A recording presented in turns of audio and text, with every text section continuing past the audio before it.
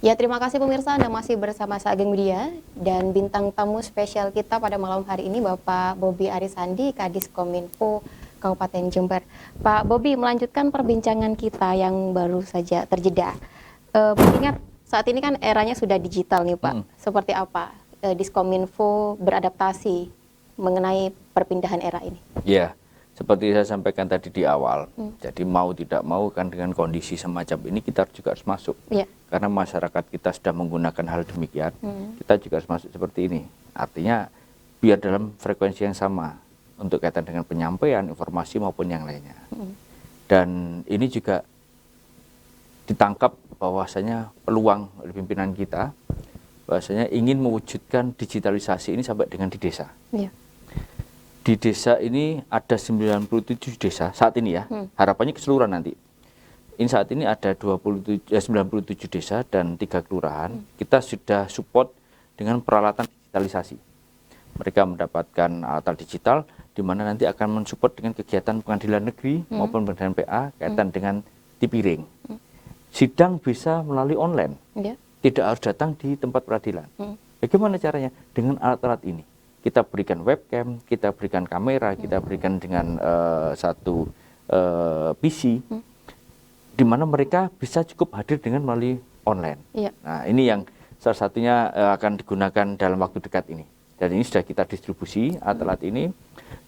Mungkin nanti juga bisa jadi Pak Bupati ataupun pimpinan yang lain tiap pagi kalau mau absen, mau istilah mengundang kepala desa, tidak perlu datang lagi ke rame-rame ke kabupaten. Cukup menyimak di masing-masing kameranya, mereka hadir, bicara sudah apa yang disampaikan, program-program apa yang mendesak. Nah, ini mempercepat. Sudah ada 3 kelurahan, Pak? 3 kelurahan. Mana saja, Pak Bobi? Saat ini sudah dapat. Ini bertahap ya. Rencana nanti kita keseluruhan. Kita akan kita berikan. Yang pertama di Tegal Gede, kemudian di Jumerto dan di Mangli. Ini yang sementara ini yang kita dapatkan. Kalau di desa ada 97 desa.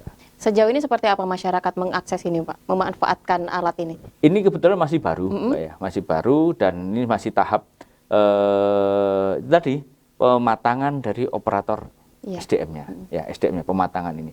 Meskipun alatnya canggih, kalau alatnya operator tidak bisa menggunakan kan eman-eman kan gitu ya. Ini kita memanfaatkan ini. Jadi teman-teman sudah mulai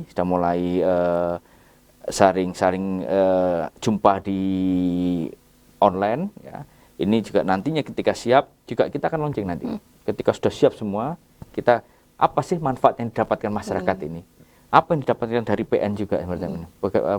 Peradilan bisa dilakukan di desa, juga yang dari pengadilan di tempat pengadilan secara daring. Itu harapan kami nanti bisa juga menggunakan itu. Tapi nantinya akan seluruh desa akan mendapatkan alat ini seperti itu ya Pak Bobi? Semua desa, semua kecamatan, semua OPD. Tapi Kominfo juga belum punya alat ini. Masih ngalah dulu, ngalah untuk teman-teman yang di lapangan dulu. Ya, Pak Bobi, terkait dengan terobosan dan inovasi program, apa yang paling urgent dan harus dilakukan oleh Diskominfo, Pak? Ya, kita dalam waktu dekat ini memang harus menyatukan dulu yang tadi saya sampaikan, diintegrasikan data-data aplikasi yang ada. Terus kita pilah di mana yang itu untuk aplikasi ini untuk publik, di mana aplikasi ini untuk internal, khususnya untuk pimpinan. Karena juga mau tidak mau, kalau menurut kami ya, nahkoda itu kan harus tahu betul apa saja yang ada isi dalam kapalnya. Nah, dengan penyampaian dashboard pimpinan kaitan dengan aplikasi ini, nanti beliau akan tahu kebijakan mana yang harus saya ambil. Dan ini akan menjadikan kebijakan yang benar. Begitu juga dengan masyarakat, dengan aplikasi yang bisa dikonsumsi oleh mereka, kebutuhan apa yang kaitan dengan layanan publik yang dibutuhkan oleh mereka sendiri, baik itu mulai dari kesehatan, pendidikan, maupun dengan adminduk, dengan juga data-data yang lain, itu akan mudah digunakan oleh mereka dan mereka dapat mendapatkan apa yang mereka inginkan dan mereka butuhkan. Harapannya ke sana, sehingga sama-sama nanti kita ya saya butuh bantuan teman-teman media ini nanti ya, butuh teman-teman media, ayo kita sampaikan yang benar, yang baik kepada warga agar warga sendiri juga ada semangat untuk ikut sama-sama seperti ini. Ya. Dari beberapa program itu tadi, Pak Bobi, apa yang paling urgent, Pak? Paling urgent dalam waktu dekat ini adalah integrasi aplikasi yang sudah ada. 70 ini sekarang lagi di assessment ini yang diperlukan mana, ini yang tidak diperlukan mana, sehingga menjadikan nanti suatu misal seperti ini, Mbak. Kalau kita nggak boleh menyebut merek nih ya, aplikasi aplikasi online, kalau kita mau belanja, kita mau kemana, itu kan cukup satu kali masuk login, di situ banyak menu.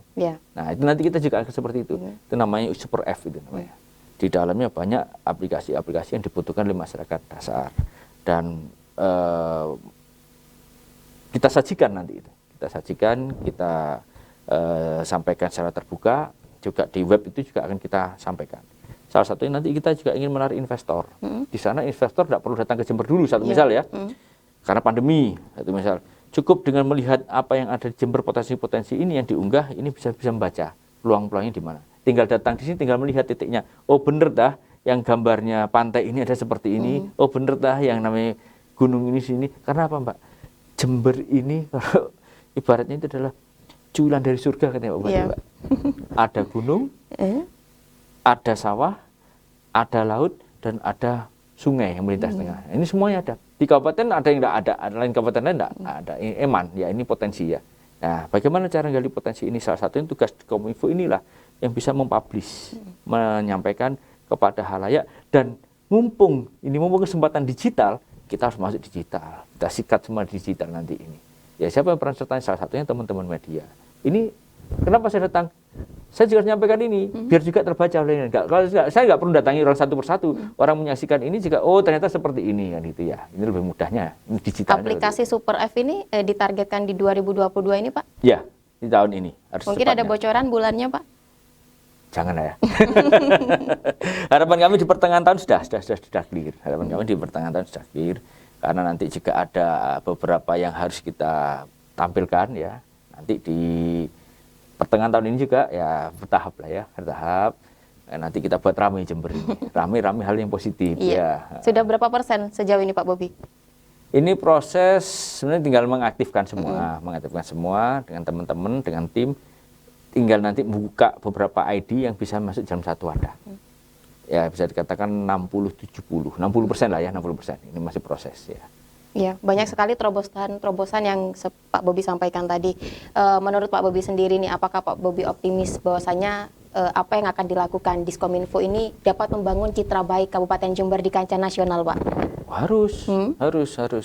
Jadi suatu kerjaan mungkin bisa dikatakan ini adalah suatu mimpi besar.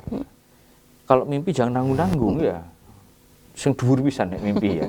Engko ceblok sithik niki sore kan gitu ya. Kalau ya namanya manusia itu kan hanya berencana. Harapan kami memang ini nanti bisa terwujud semua, khususnya dengan tim teman-teman Kominfo, dengan OPD seluruhan, karena ini butuh support semua OPD. Di mana yang punya data nanti kita jadikan satu. Jadi satu data mudah untuk dicerna dan dikonsumsi oleh publik gitu nanti. Harapannya ke sana depannya. Ya. Diskominfo ini selain adanya inovasi-inovasi dengan perangkat digital, Pak Bobi, bagaimana Diskominfo ini menjalin hubungan baik dengan media-media mainstream, Pak? Tadi saya sampaikan di awal, bahwasanya media mainstream itu ataupun media-media yang ada, itu adalah sahabat kami. Tidak bisa kita berdiri sendiri. Karena apa? Salah satu fungsi dari keberadaan Diskominfo adalah pelaksanaan, perumusan opini dan komunikasi publik. Nah, yang bisa menyampaikan opini adalah teman-teman media mainstream ini. Ketika opini yang disampaikan jelek, maka juga berita yang jelek akan menjadikan opini yang jelek. Opini berawal dari berita-berita yang ada. Oleh karenanya kami berharap dengan teman-teman, ayo sama-sama sampaikan berita baik. Karena apa? Jember ini potensinya luar biasa. Jember ini mempunyai banyak hal yang belum maksimal. Bagaimana caranya kita sampaikan pada dunia luar, kita sampaikan kepada teman-teman yang digunakan media mainstream, yang baik, yang ada dan nyata ya, tapi bukan mengada-ada ya. Itu agar nanti para investor juga akan melihat. Siapa yang diuntungkan? Juga pada masyarakat. Multiplier efek nanti juga pada masyarakat.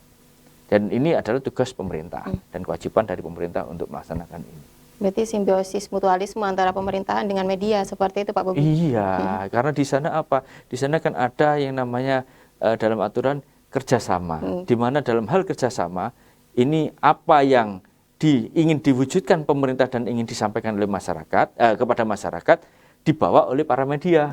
Media menyampaikan ini kepada berita baik kepada masyarakat sehingga menjadikan opini kepada pemerintah tadi itu nyampe. Hal ini yang akan kita bangun sama-sama. Masih jalan ini Pak. Pak Bobi, Bupati Hendy pernah mencanangkan program Big Data bagi warga se-Kabupaten Jember. Seperti apa Pak Bobi menanggapi ini? Ya, Big Data ini salah satunya adalah kaitan dengan BPS.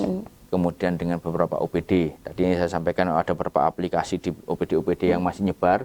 Ini harus kita integrasikan. Kita integrasikan untuk menjadikan satu bahasa yang sama. Termasuk dengan juga posisi kaitan dengan data yang disampaikan oleh BPS untuk menjadi satu data Kabupaten Jember.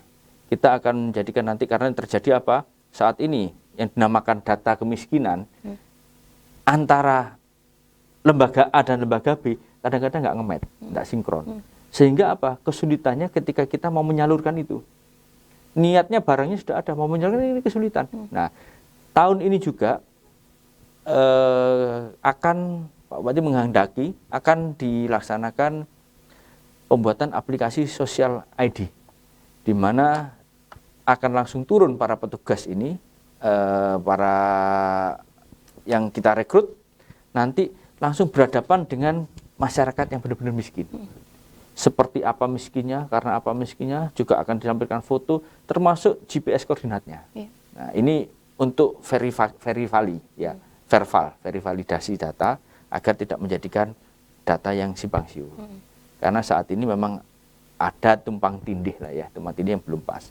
Nah, ini untuk menghindari itu, untuk satu data ini nanti. Baik Pak Bobi, menarik sekali perbincangan kita pada malam hari ini, namun kita harus jeda sejenak Pak Bobi. Oke. Pemirsa, kita harus jeda sejenak. Spesial Talk FTV Jember akan kembali setelah jeda berikut ini.